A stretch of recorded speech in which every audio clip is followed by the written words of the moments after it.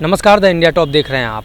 राजद की तरफ से उपचुनाव को लेकर दोनों सीटों पर उम्मीदवार उतार दिया गया है। वहीं अगर जदयू की बात करें तो जदयू ने भी उतारा है और अब महागठबंधन में घमासान हो गया है। कांग्रेस की तरफ से सीधे तौर पे कहा जा रहा है कि कुशेश्वर स्थान की जो सीट थी वो हमारी थी और उस सीट पर हम अपना उम्मीदवार उतारेंगे। इन सभी मामलों को लेकर अब जदयू ने चुटकी ली है और जदयू ने कहा है कि यह उनका आंतरिक मामला है, लेकिन उन्होंने इशारों में बता दिया है कि किनकी वजह से ये गठबंधन टूट गया है। आप ये वीडियो देखिए, क्या कुछ कर रहे हैं जदयू के प्रवक्ता निखिल मंडल। नहीं, सबसे पहले तो हम दूसरे के खटपट से लाभ नहीं उठाते। हम अपने मुद्दे पे चुनाव लड़ते हैं और चुनाव लड़ेंगे भी अपने ही मुद्दे पे।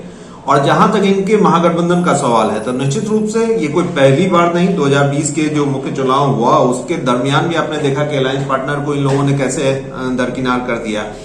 अब ये कांग्रेस जबकि राष्ट्रीय पार्टी है फिर भी तेजस्वी के पिछलग्गू बन के अगर राजनीति करना चाहती है बिहार में तो वो उनका अधिकार है, वो सोचे। लेकिन निश्चित रूप से अगर उनके कार्यकर्ताओं का अगर वो सोचेंगे कांग्रेस तो कुछ फैसला लेंगे। और सुनने में आ रहा है कि वो अपने उम्मीदवार भी उतार रहे हैं। लेकिन इसके पीछे अगर आप जाएंगे तो ये खटास का जड़ क्या है तो वो मुख्य रूप से कन्हैया है। जैसे ही कन्हैया को कांग्रेस ने ज्वाइन कराया, आप उसके बाद से ही आप देखेंगे राष्ट्रीय स्तर से लेकर प्रदेश स्तर तक राजद के जितने लोग हैं उन्होंने बयानबाजी की और यहां तक कह दिया गया कि कन्हैया कौन है हम जानते नहीं। तो भाई जो वो डर है, तेजस्वी को जो डर है कन्हैया से कि एक कन्हैया जो कि बहुत अच्छा ओरेटर माना जाता है, मंच पे अपनी बातों को बखूबी रखता है, यूथ फेस है, पढ़ा लिखा है, तो अगर आप कंपैरिजन करेंगे तेजस्वी और कन्हैया को तो उसमें दिखेगा कि कन्हैया बहुत ऊपर है।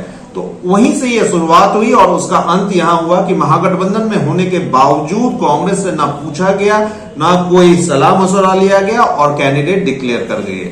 लेकिन अब तो सोचना कांग्रेस को है कि उन्हें क्या करना है। हमें कोई फर्क नहीं पड़ता, हम विकास के मुद्दे पे चुनाव लड़ते थे, लड़ेंगे और हमें जनता प्यार देगी, ये हमें निश्चित। चिराग भी कह रहे हैं कि हम दोनों सीट पर लड़ेंगे, क्या फिर से आप लोग की मुश्किलें बढ़ सकती है?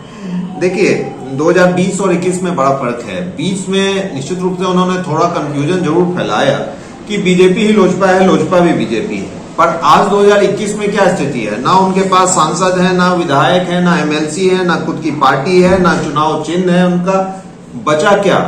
एक चिराग, वो भी बुझे हुए। तो ऐसे लोग अगर चुनाव में जाते ही हैं तो निश्चित रूप से क्या होगा? उनका जमानत जब्त होना है, उनको कोई सुनने वाला है ना, उनका पास संगठन, ना कोई विधायक, ना एमपी, ना एमएलए। प्रचार कौन करने जा रहा है उनके लिए? खैर, लड़ने का स्वतंत्रता है, वो लड़े। लेकिन वहां की जनता ने हमें लगातार प्यार दिया है, 2010 में भी, 15 में भी, 20 में भी, और निश्चित रूप से दोनों जगह हम लोग बखूबी चुनाव लड़ेंगे भी, एनडीए के तौर पर लड़ेंगे और हम लोग को आशीर्वाद फिर से प्राप्त होगा भी। तो देखा आपने किस तरीके से निखिल मंडल ने इशारों में कन्हैया कुमार को निशाने पर लिया है और कहा है कि कन्हैया कुमार की वजह से ही ये गठबंधन टूटा है। और सीधे तौर पे समझे तो आने वाले दिनों में दो सीटों पर उपचुनाव हैं।